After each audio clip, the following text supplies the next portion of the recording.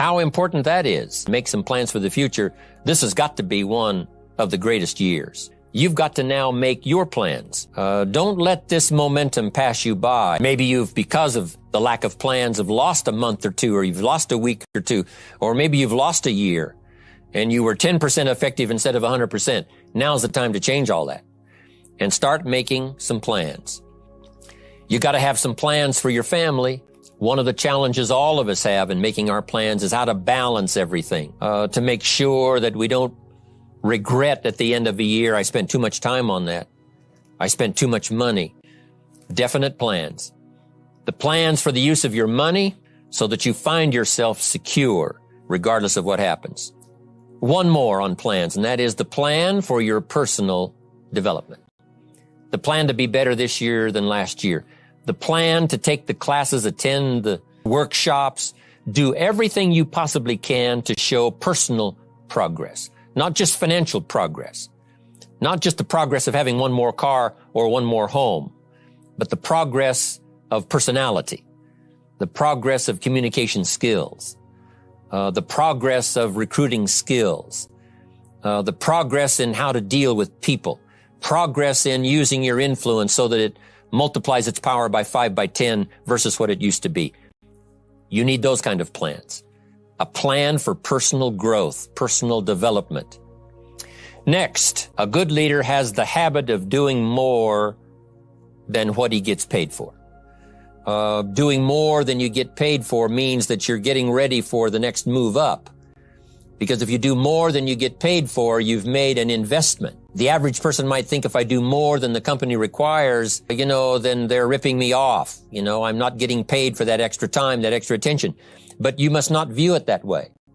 You must say, I'm getting there a little earlier, staying a little later as an investment in my own personal future because I want that kind of reputation. I want that kind of philosophy to work in my life. Do more than you get paid for.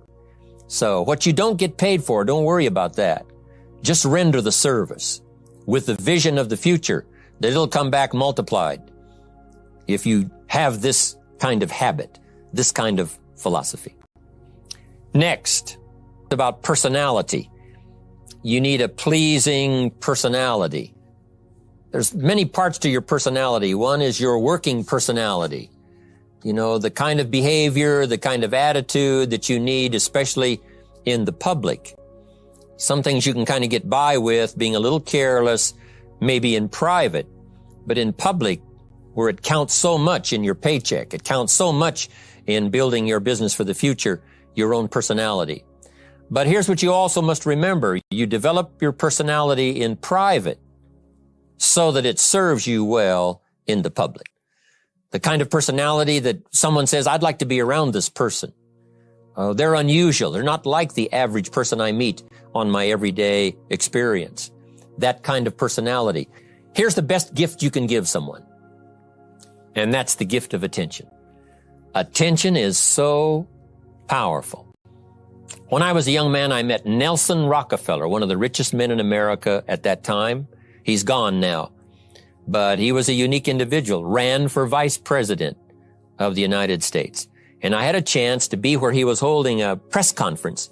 And I got close enough so that when he walked out, I had a chance to step up, right, when security was not all that severe in those days. And I had a chance to put out my hand, shake his hand, and say, Mr. Rockefeller, my name is Jim Rohn. And what I remember most was the attention he gave me. With the lights of the cameras around and everybody all around, he looked right at me and said, Jim Rohn, where are you from? I said, Idaho. He said, I really like Idaho. It's one of my favorite states in all of the country. And for just a few seconds, he gave me his attention, shook my hand. I'll never forget the handshake, right? One of those multi-million-dollar handshakes. But I'll never forget that personal attention he gave me, just for a few seconds. It was powerful. Made an impression on me that's lasted until this day. That's why I remember to tell the story. So, same thing you can learn to do. Utilize your personality, utilize your influence, give people the gift of attention. Next, a leader needs sympathy and understanding. We have to develop that early in our lives. All of our lives, we have to